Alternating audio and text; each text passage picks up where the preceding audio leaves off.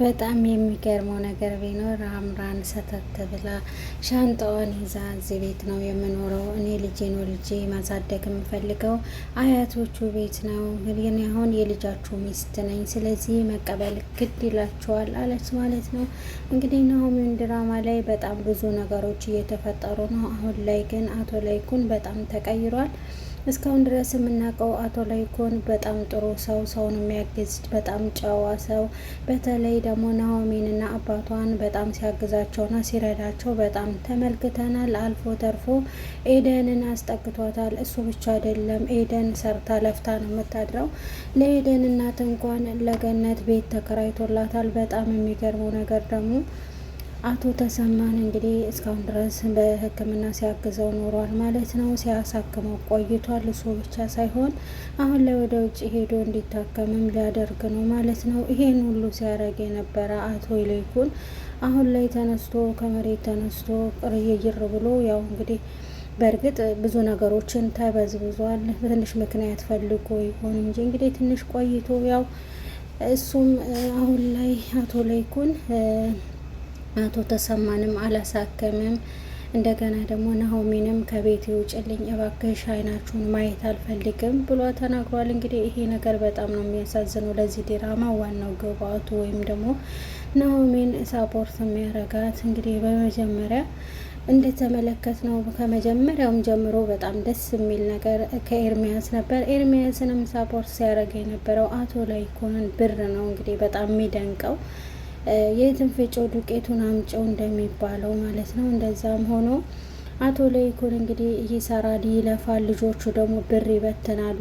ብር ላይ ምንም አቋም የላቸውም። ብሩ እንግዲህ ሲሄድ አቶ ወይዘሪት ናሆሜን ጋር ደርሶ እሱም አቶ ላይኩን ማለት አቶ ተሰማ ሲታከም ነበር በኤርሚያስ ገንዘብ ማለት ነው።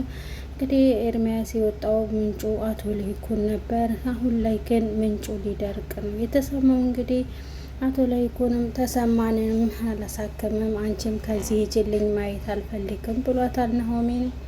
እንግዲህ የናሆሜ መንገላታት እስካሁን ድረስ የአባቷም እንደገና ደግሞ ሶስተኛ እንግዲህ ምን ይገጥማት ይሆን የሚለውን ይሆናል ማለት ነው። ሰላም ሰላም ውዶችዬ፣ እንኳን ደህና መጣችሁ። በያላችሁ በሰላምታ ይድረሳችሁ። ይህን ቪዲዮ ስትጀምሩ ላይክ በማድረግ ጀምሩ። ሰብስክራይብ ያላረጋችሁ ቤተሰብ ሆኑ፣ ለደውሏን ምልክት ንኩ። እንግዲህ ናሆሜን ድራማ ቀጣዩን ክፍል ይዤላችሁ መጥቻለሁ። አብራችሁ እንድትቆዩ እስከ መጨረሻው በአክብሮት ጋብዛለሁ። እውነት ለመናገር አቶ ላይኩን ይህን ይላል ብዬ ሀሳቡም የለኝም ማለት ነው። የሚገርም ነገር ነው የተፈጠረው። እንግዲህ አቶ ወይዘሮ ዝናሽም አሁን ላይ በጣም ደስተኛ ሆናለች። እንደሚታወቀውም በዚህ ቤት ውስጥ ማለትም ያው ታዋቂ የሚሆኑ ሚስጥሮች ናቸው።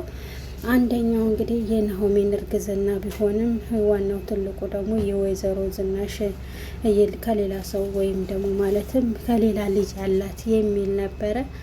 እንግዲህ ዳግም የሚባለው እሱን ለምን እንደደበቀችው ነው አይታወቅም። ዞሮ ዞሮ አቶ ላይኩን እየደበቀችው ነው ያለችው ወይዘሮ ዝናሽ። እንደሚታወቀው ደግሞ እሷን ብዙ ጊዜ አያቷን ምናምኑን ጠርታ የባላባት ልጅ ነኝ፣ እንደዚህ ነኝ፣ በቃ ክብራችን አይመጠንም እና ብላለች። እንግዲህ ገና ስታያትም ያው እንኳን ይቅርና አምራንም ኑሐሚንም ራሱ አትመጥነንም፣ ለእኛ ቤት አትመጥነንም። እኛ ቤት የምትኖረው እኮ ሌላ ሴት ነው ማመጣለች፣ ይች ልጅ ለእኛ ቤት አትመጥንም እያለች በጣም ማንቋሸሾ ማዋረዱን ጀምራለች። አሁን ላይ ግን እሷ ማለት ነው ኑሐሚንም ባልየውንም እንግዲህ ከዚህ ቤት ኑሐሚንም ጭራሽ እርጉዝ ነሽ እያለች ከዚህ ቤት ማባረሯ የእሷም ጉድ ወጥቶ የእሷም ጉድ እንግዲህ ከተራራዋ ሌላ ልጅ አላት። አቶ ላይኩን ደግሞ አውቋል ማለት ነው። ይሄም ነገር ደግሞ ተደብቆላታል። እንግዲህ አቶ ላይኩን ኑሐሚን ሲያስወጡ በጣም ደስተኛ የሆነችው ለምን ከተባለ ደግሞ ባለፈውም በዚህ ግርግር እቺ ተውሳት የሆነች ከቤቴ ብትሄድልኝ እያለች ነበር ለአቶ ላይኩን ነገር ስታቆረቁስ የነበረው። እኔ ቤቱን መሸከም ማለት በቃ የቤቱ ጣጣ የሚያጣው ነገር እና ይሄ ቤትን መሸከም አቅቶኛል፣ አቶ ላይኩንም ቤት ክን ተረከብልኝ፣ እኔ ከዚህ በኋላ አልችልም እያለች ስታካብድና ስታካርር የነበረችበት ምክንያት ምንድነው? ናሆሜን ከዛ ቤት እንድትሄድላት ነው። በዛም በዚህ እያለች ናሆሜን ሄደች ማለት እንግዲህ ጉዷን የሚያወጣ የለም ማለት ነው። ናሆምም ነግራታለች። እኔ ሚስጥርሽን እንድጠብቅልሽ ታፈለግሽ የእሷ ሚስጥር በእርግጥ የናሆሜን ወጥቷል ማለት ነው። የወይዘሮ ዝናሽን ግን እኔ ሚስጥርሽን እንድጠብቅልሽ ከፈለሽ ቃልሽን ጠብቂ፣ አባቴን አሳክሚልኝ፣ አባቴ ደህና ከሆነ በኋላ ለደቂቃ እዚህ ቤት አታይኝም ብላት ነበረ። እንግዲህ ወይዘሮ ዝናሽ ቃሏን የበላይ ትመስላለች። ምክንያቱም ወይዘሮ ኤርሚያስ በአቶ ኤርሚያስ እንግዲህ በአምራን በኩል ለነናሆምም ለገንዘብዬ ሲረጭ የነበረው እዚህ ጋ ማንንም ማየት አልፈልግም በማለት እንግዲህ መጨረሻው እርምጃ ኤርሚያስ ላይ አድርገዋል። እንግዲህ ኤርሚያስ አንተ ደፋር ጭራሽ ቤቴ ድረስ መታክ ብሎ አቶ ላይኩን እና የተናገረው እንግዲህ ኤርሚያስን ነው ማለት ነው። እና ምን አይነት ባለጌ ነክ! እንዴት የነኝ ሴቶች ህይወት ታበላሻለክ? እንዴት እንደዚህ ታረጋለክ? ብሎ እንደተመለከት ነው ማለት ነው። ኤርሚም እንግዲህ እና ናሆምም አንድ ላይ ባሉታል እንግዲህ ማለት ነው። ኤርሚያስን ተደባድበዋል። እንግዲህ ያው በኋላ ላይ ደግሞ ኤርሚያስ እኔና ናሆም እንደ ወንድም አውርተናል። አሁን ላይ ግን አምራን ነገሩ ቢበቃን ይሻለናል። ከአምራን ላይ እጅሽን አንሺ፣ በቃ አንቺ ናሆሜን ሄደሽ ይቅርታ ጠይቂያት። እኔ መቼም ናሆሜን ከልቤ እንድትወጣ አልፈልግም፣ አልችልም። ናሆሜን የልቤ ንግስት ናት ብሏል ኤርሚያስ። እንግዲህ ኤርሚያስ ይህን ብሏል ማለት ነው። አሁን ላይ ደግሞ አምራን ከልቡ እንደወጣች ለኤርሚ ነግሮታል ማለት ነው። ከዛ ሲነግረውም እንግዲህ ኤርሚያስ የሚያለው ምንድን ነው? ሲጀመርም አንተ ወደ ልብ ከምትገባ ሴት ለይተህ አታውቅም እንዴ? እኔ አምራንን ለደቂቃ ልቤ ውስጥ ቦታ ሰጥቻት አላውቅም ብሏል። እንግዲህ ኤርሚያስ መኪና የተገዛለት እንግዲህ ፈጣሪ ያሳያችሁ አምራን ከናሆም ከሚወዳት ፍቅረኛ ወስዳ ማለት ነው ለምትወደው ኤርሚያስ መኪና ሳይቀር ነው የገዛችለት ማለት ነው ለኤርሚያስ። እንግዲህ ተመልከቱ፣ በጣም የሚያሳዝን ነው። የናሆሜን በተለይ የናሆሜን አባት ራሱ ስቶ ነበር። በዚህ ጋር በእርግጥ ናሆሜን በጣም ተጨንቃ እዛ ያንን ያህል እያጨነቃት እያለቀሰች እያለ ለአባቷ ምንም እንኳን አባቷ ቢቆጣትን ብታቅም ማለት እንግዲህ የኔ ልጅ የተጠበቀች ናት፣ የኔ ልጅ አትንዘላዘልም በማለት ነው። ባለፈውም ስለ አምራን ምን አይነት ባለጌ ጋጦጥ ናት፣ ባለጌን ከወሳደገ የታነቀ ጸደቀ የሚባል ነገር አለና ስለዛም እንግዲህ ምንድን ነው እሷን ባለጌ ናት እንዴት ሳታገባው ትወልዳለች ብሎ ስለ አምራን እያወራ ነበር አቶ ተሰማ ማለት ነው።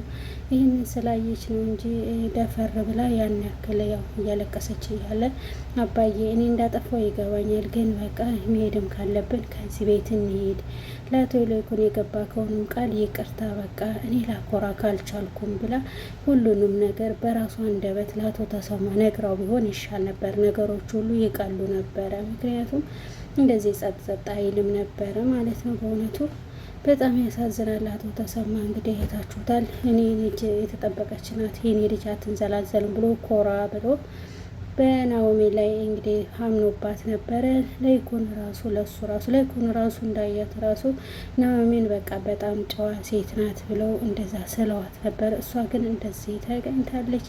በእርግጥ እንግዲህ አቶ ተሰማ ቢናደድባትም አቶ ላይኩን እንዳለው እንግዲህ እሷ በተለይ ናሆም ተረጅቷታል ማለት ነው። ናሆም እንዳለው ናሆሜን ፍቅር አታሏት እንጂ ከአንድ ገላ ሌላ ገላ እንድታገላበጥ ፈልግ አይደለም። እንደ አምራ ማለት ነው። የአምራ ታሪክ እዚህ ጋር የሚያስተምረው ነገር ምንድን ነው? ለራሷም ተጎድታለች። እንደዚህ የሚያረጉ ሰዎች ግን እንደዚህ ካረጉ አይጠቅሙም። ያው እንግዲህ ለእኛም ትምህርት ነው ማለት ነው። አንድ ዲራማ ሲሰራ ለሁሉም ትምህርት ነው የሚያስተምሩት ማለት ነው። እና እንደዚህ አይነት ህይወትም ሊኖር አይገባም ማለት ነው። ስለዚህ ናሆሜም ጋም ስንመጣ ማለት ነው በጣም ደስ የምትል ልጅ፣ ደስ የምትል በቃ አይን ግባት ያላት ልዩ ናት መጀመሪያ ላይ አይደለም።